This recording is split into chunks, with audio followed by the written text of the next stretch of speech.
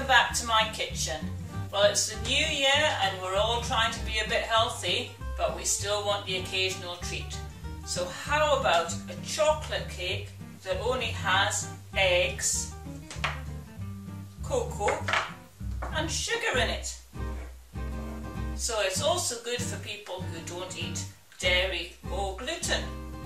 Who'd have thought you could have made a cake with just sugar, cocoa and eggs? So what you're going to need is 2 bowls and a whisk or an electric mixer. Now I use a whisk and an electric mixer because we're going to separate the eggs. So we're going to put egg yolks in one bowl and egg whites in another. And you're not supposed to put your whisk in the egg whites after being in the egg yolks. So if you just got one whisk, you have to wash it in between. Right, so the first thing to do is to separate the eggs. Now sometimes you can get egg separators, that might be easier.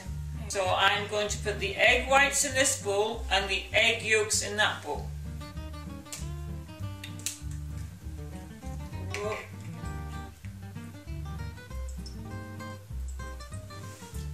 There we go. One.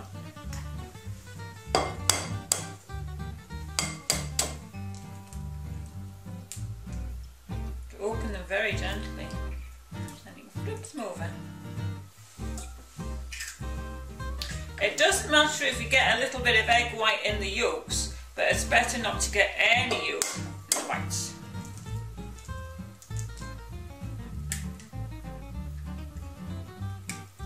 And what you can do is do them one at once in a little bowl or something, and then if you're making a steak,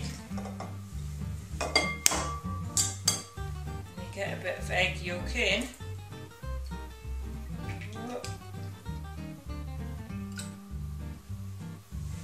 You can get it.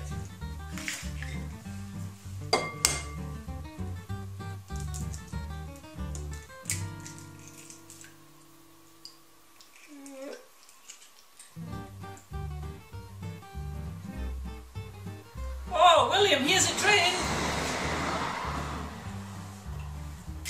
I bet you weren't expecting that in the kitchen. So now I'm going to mix the egg yolks a little bit with the electric mixer, just so they'll start to go a little bit thick.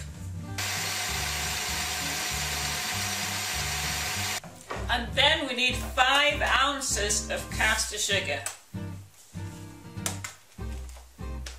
Back to my old-fashioned scales.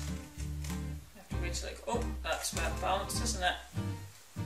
There we go, that'll be about 5 ounces. And you add that to the eggs. Oh, sorry, I forgot to tell you which eggs. You add that to the egg yolks. While that's happening, you get on with the egg whites. Sometimes when you're mixing things, it's easier to put a cloth underneath and then they don't move around as much.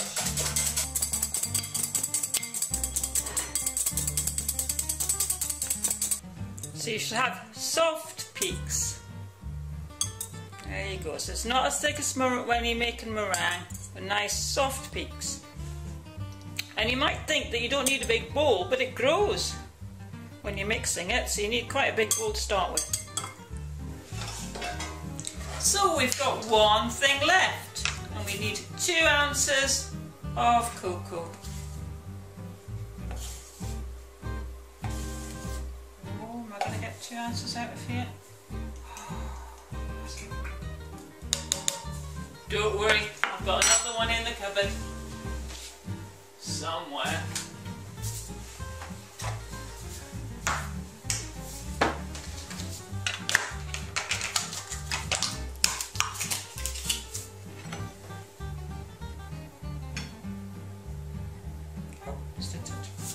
There we go.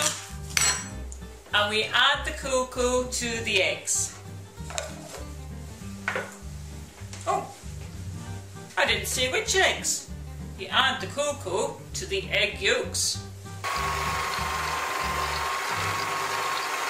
So now we've got 2 bowls, one with chocolate and one with fluffy whites. So we just need to take a spoonful of that and you start to fold it into the chocolate mixer.